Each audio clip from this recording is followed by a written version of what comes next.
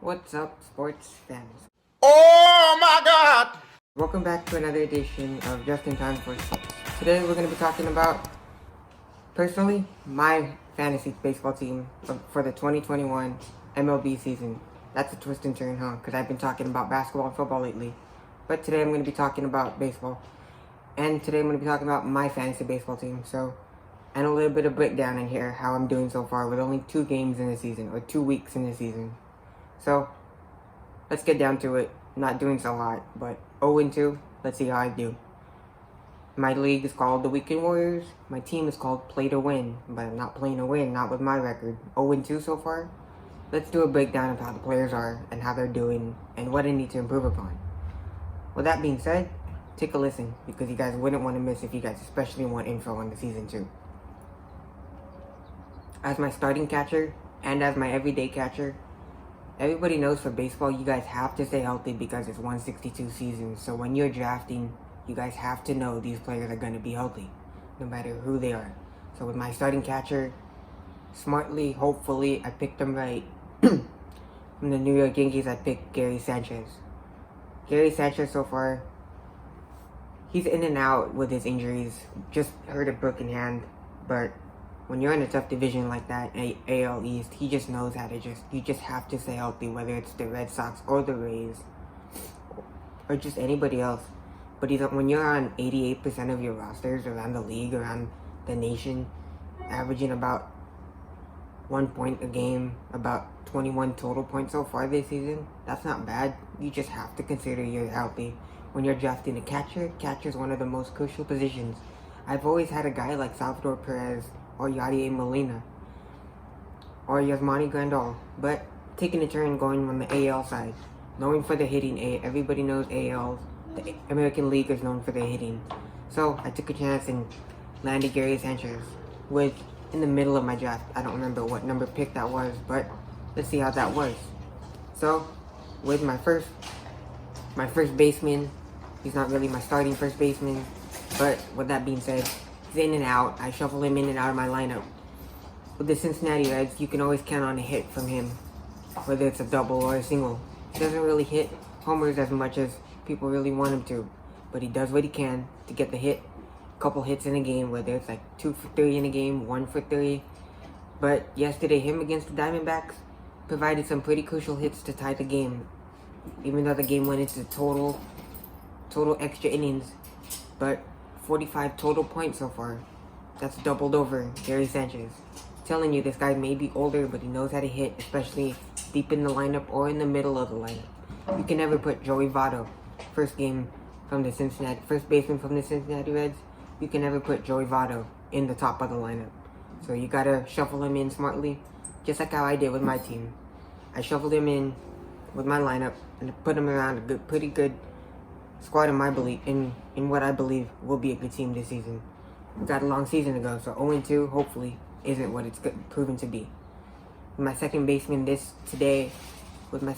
I put in today Colorado Rockies. I really don't like putting them in my same division because I'm a Dodger fan. Everybody knows that. But you got the NL West, NL West, and Colorado Rockies. I picked up Garrett Hamson from the Colorado Rockies, playing against the Philadelphia Phillies today. I'm hoping he'll do something. Last night he did pretty solid against the Houston Astros. So let's see what he can do today against the Philadelphia Phillies. Philadelphia Phillies are solid. Let's see what he can do. Garrett Hamson isn't my traditional starting number 1 second baseman, but see what I can do. I'm really hoping he can pull out something. But just provide me a good 5 points today. Please, he's not really one of my stars on this team. But with that being said, I'm going to move on. I haven't really hit my stars yet. Maybe my stars so far might be Gary Sanchez. But so far, coming down to my third baseman, Matt Chapman, Oakland A's. This guy may be one of my low-key third stars. Everybody considers him one of the best third basemen in the league. That's pretty arguable, considering you got Nolan Arenado and Justin Turner. But at the end of the day, Matt Chapman is always up there, especially considering when you play in the AL, American League, it's gonna be hard no matter what. Considering Oakland A's are in the mix always when you're competing against teams considering like the Angels or the Yankees or the Red Sox. That's just not a joke. That's just something you just have to stay grounded and compete with, because Oakland has never been a team to be up there always on the top. But Matt Chapman, you think of, guy drafted him, 26 points so far this season, 1 point a game, solid hitting, knows how to homer, knows how to just crack in a hit. Very good defensive player. Not much to it. You just have to draft him, like I said. He's always a plug-in player. You just can't bench him no matter what. Over a bench-in player. Let's say you have everybody playing on the bench. You can't really sub in Matt Chapman. Matt Chapman's one of those guys you have to must start. With that being said, my next guy, a shortstop, the best shortstop in the game, arguably with Kyle Seager and Tatis, I think this guy is the best shortstop in the game. Just like how people believe Matt Chapman is. However, I'm on the other side, and I fully believe Francisco Lindor, my New York Mets shortstop, is the best shortstop in the game. People will say otherwise. Corey Seager, Tatis, Padres just signed him to a 10-year. But you just look at it. I just gave up Corey Seager. I traded Corey Seager for Zach Wheeler and Lindor. I basically got Lindor and Zach Wheeler. Technically, I got Lindor. But everybody will say otherwise. But I got the best shortstop in the game. You guys think about it. It's a win-win for me. With that being said, Lindor is the best. 2 points a game so far. 30 points so far this season. Solid. You know, with that being said, I'm glad I got him. I'm not really worried about him. Matt Chapman and Lindor handling that infield for me, I'm okay with it. Rather than what? Matt Chapman and Corey Seager. Corey Seager hopefully doesn't get injured, considering he was the World Series MVP last year in that shortened season last year. With that being said,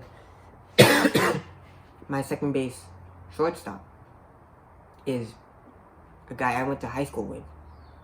Hopefully a couple years older, but Angels just signed him to a multiple-year deal. Let's see how he can do. I trust this guy a lot. I really, really do. Even though he's young, I know this guy pretty well. So, let's see how he's doing. Plays today against the Houston Astros against Zach Greinke, another LA guy. But David Fletcher, out of Cypress High School, out of Los Angeles, he made his way up the ranks. Angels trust him to man that infield with different guys. Even though Andrelton Simmons just left, that opens up the infield for David Fletcher to play. Yes, the Angels have no pitching, but he's providing the Angels with defense and hitting, quality hitting. He may not hit the ball always out the outfield like Aaron Judge or Giancarlo Stanton, but he knows how to quality hit, and that's what you need for the Angels, especially considering when they have new general managers. Now, so far, like I said, when you have Matt Chapman, Francisco Lindor, and David Fletcher, you would think your team's doing better than 0-2, right? But moving on, my first baseman, my third baseman, Eric Cosman from the San Diego Padres. Now, you may think, wow, you have a Rocky, a Padre, and a few Dodgers. With that being said, Eric Cosman, quality, maybe changed up his stance a little bit. Maybe that's why he's doing so good today against the Dodgers. Risky move. I put him in today against Kershaw. But like I said, 2 points a game, almost 3 points a game. I know how he can hit, quality hit. Put him in that top of the lineup. I know he can do good. I know he can quality hit. Maybe, hopefully, honestly, as a Dodger fan, let's hope Kershaw doesn't choke. Kershaw has a good game. I know they blew one last night with Walker pitching. But now with Kershaw pitching, let's hope it's a different story. I'm not going to spend too much time on that Padres and Dodgers series, like we all hope, like we all wish I could. But I'm here to talk about my outfielders now. Now, with that being said, I feel like my outfielders are my strength of my team, and I'm going to show you why. My first outfielder, yes, he's hurt right now, but one of the best outfielders in the game, super young, playing against the Arizona Diamondbacks, who are on the rise as well in the NL West. Ronald Acuna Jr. I'm going to say that name again.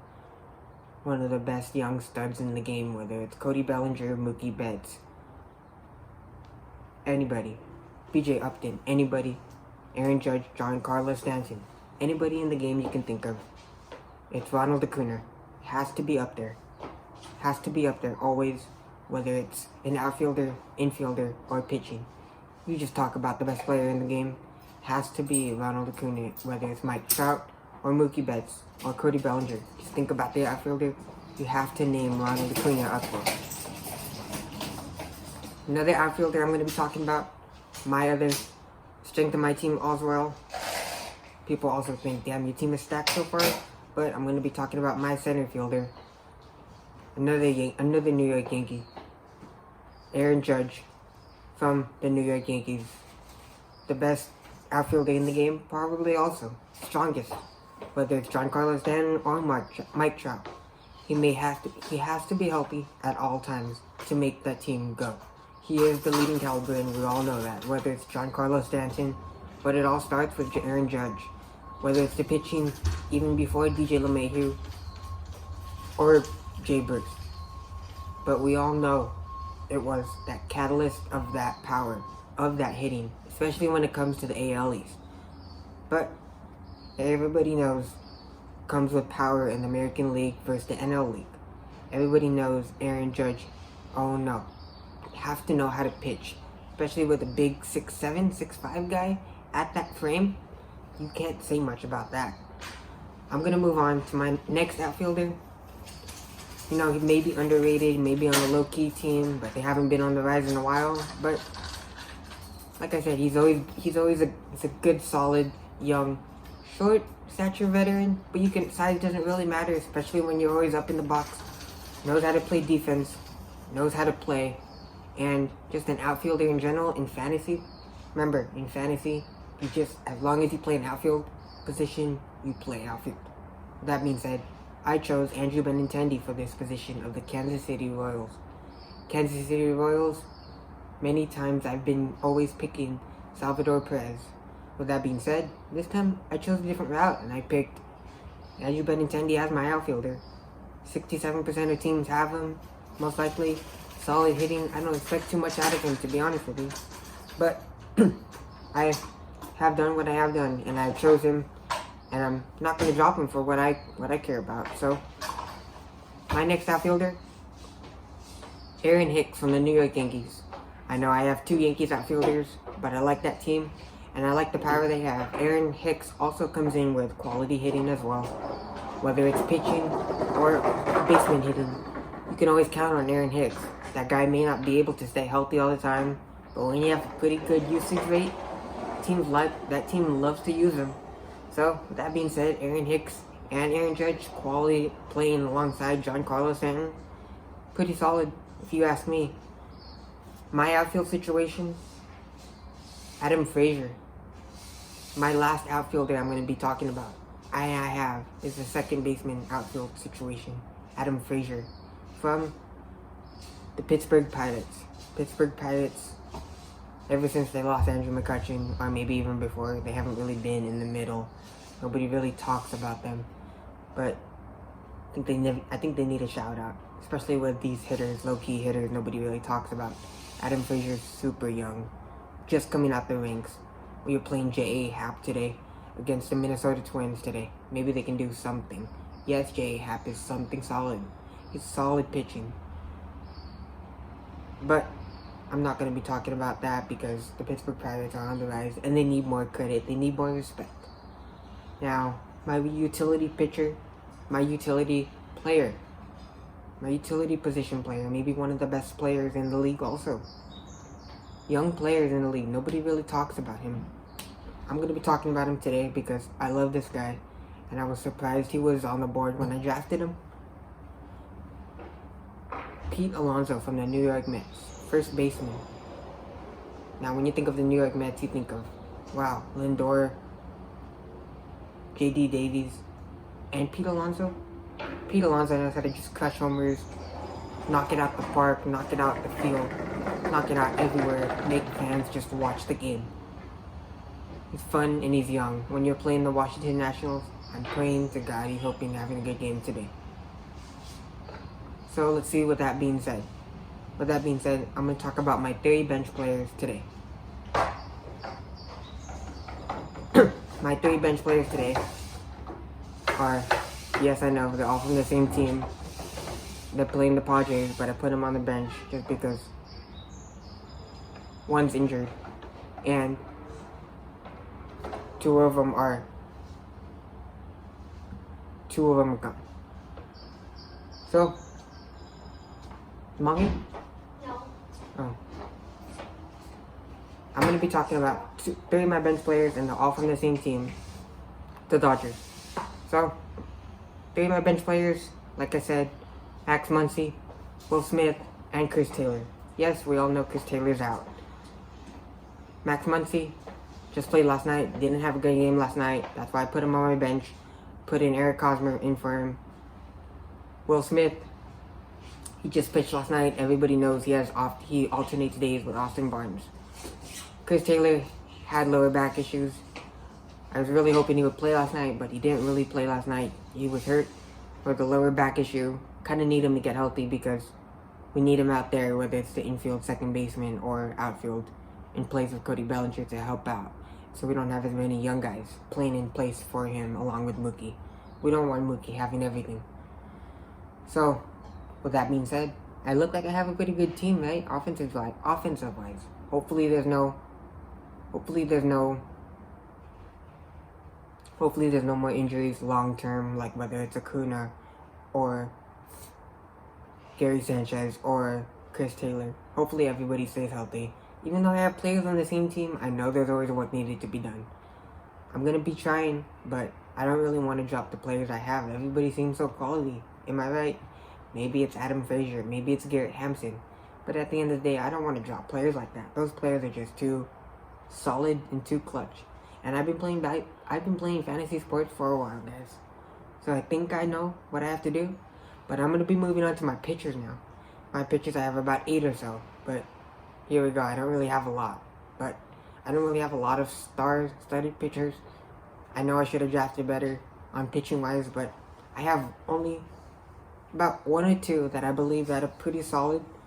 But they could be deeper if I drafted better. I know I could do better. So with that being said, my first pitcher I picked to be my number 1 starting, Blake Snell, San Diego Padres. Now, San Diego Padres just signed Blake Snell to a big deal. That's why everybody says Padres are going to be so good when you could think about it. Blake Snell, Tatis, Machado, all those young studs around those guys, and around Blake Snell and Yu Darvish. Think about it. Padres never had a pitcher like Blake Snell. Now, on the other hand, Tampa Bay Rays are losing a guy like Ryan Yarborough, gaining Ryan Yarborough, and losing Blake Snell. It's a win-lose scenario. Playing tonight against Clayton Kershaw. What are the odds? Hopefully Blake Snell can get many strikeouts per game this season. Hopefully he can do something this season. Hopefully he can stay consistent, no injury issues, and be that number 1 I hope he can be. There's a reason why I drafted him a lot. I just need him to throw a lot of strikeouts a game, and that's it, to just make my team happy and successful.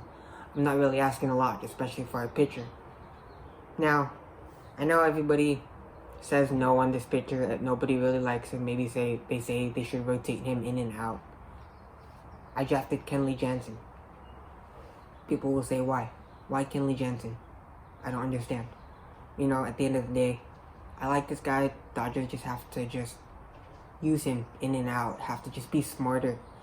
I don't really think Dave Roberts really found a way to really grab a hold of him. Know how to really use him, whether it's Joe Kelly or Gratterall or maybe even Kershaw in the end. But why are they always using Kenley Jansen in the end? Maybe they just need to alternate ways. I'm going to stick with him. Not because I'm a Dodger fan, but because I'm just going to stick with Kenley Jansen and trust him if they just use him properly. With that being said, that is the reason why I surrounded him with other closing pitchers. Like my next pitcher, Craig Crumble. This guy's an old veteran, knows how to play the game from the Chicago Cubs. He knows how to close out games, whether it's 4 innings pitched or 3 innings pitched. Just knows how to just change it up, whether it's low ball, fastball, high ball, fastball.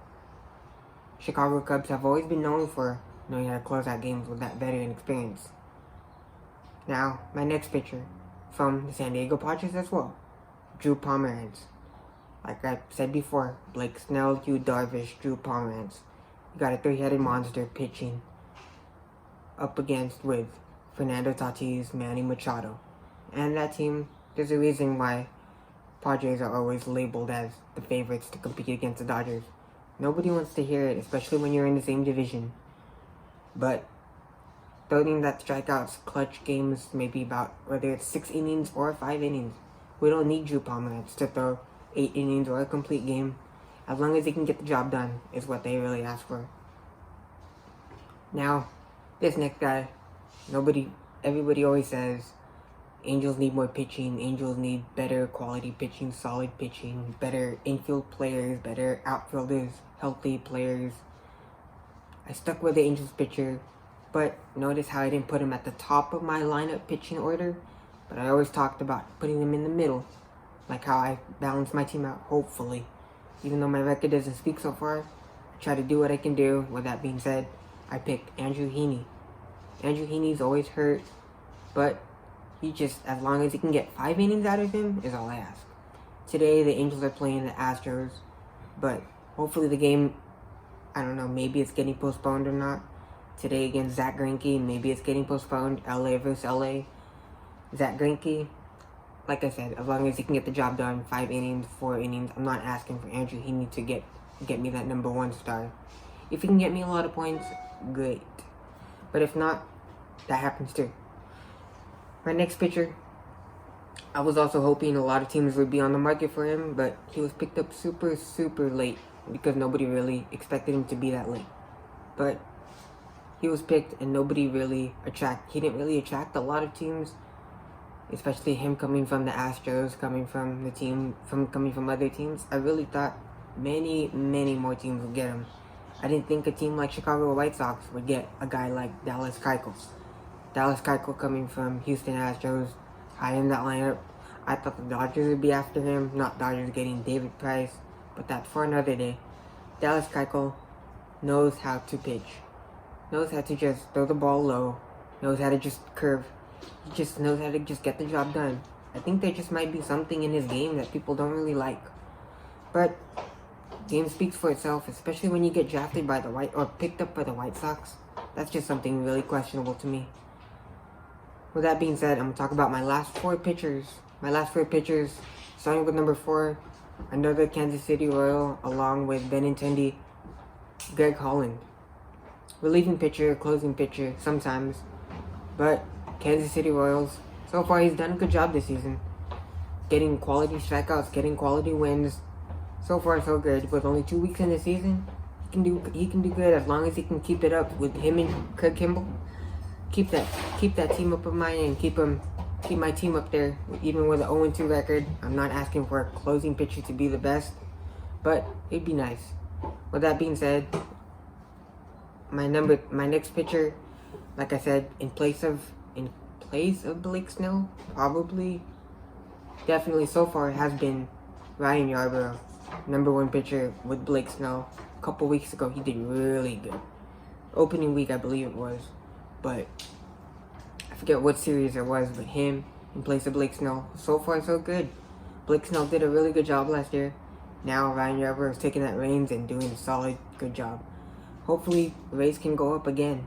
Hopefully, they can do something without losing Blake Snell. Everybody was bummed, and I know everybody was bummed. I know Blake Snell didn't want to leave either. But the Rays have a chance to do it again. Hopefully, they can do it again with Ryan Yarborough leading the way. Now, my last 2 pitchers, talk about my last 2 pitchers, so be sure to stay tuned and keep listening, because my last 2 pitchers today are Zach Wheeler, and I just picked them up in a trade regarding Corey Seager and Lindor. So I picked up Lindor and I picked up Zach Wheeler. Now you guys may think, well, you got Lindor for Seager, but I also got Zach Wheeler too. Remember that. Philadelphia Phillies today. 10 points a game. It's pretty good, because the guy I traded for, we're just like, you're just going to get Lindor for Seager. Little do you guys know, I asked for Zach Wheeler too. The guy was just going to give me Evan Longoria.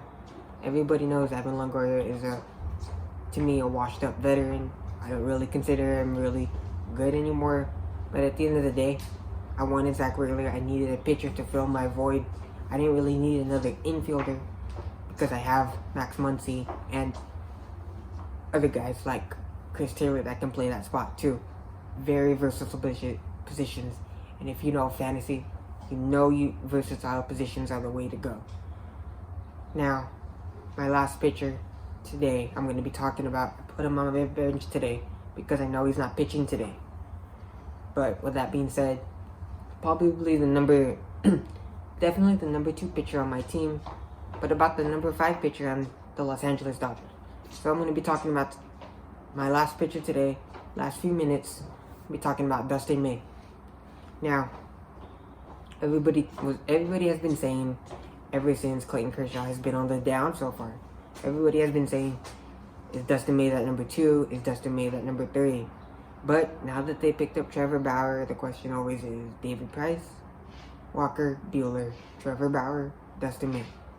So, but why is Dustin May at the quote-unquote bottom, number 4, number 5? But Dustin May is my last pitcher I will be talking about. I trust him to be my number 2 pitcher. I trust him to pitch alongside Blake Snell and be that consistent high-scoring pitcher along with my team. Now, to round out my team and give you a summary, I have a pretty good team, right? Matt Chapman, Max Muncy, Chris Taylor, David Fletcher, Blake Snell, Ken Lee, Craig Kimbrell, and Dustin May. I know I have a lot of Dodgers. I know I have a lot of Yankees. But other than that, pretty solid, right? Give me a chance. Give me a comment. Do what you have to do. Like, subscribe. Keep listening and stay tuned because there's a lot more videos I want to talk about. I know there's sports every day, but I'm just trying to keep on track. So listen in, keep staying tuned, and thank you for watching.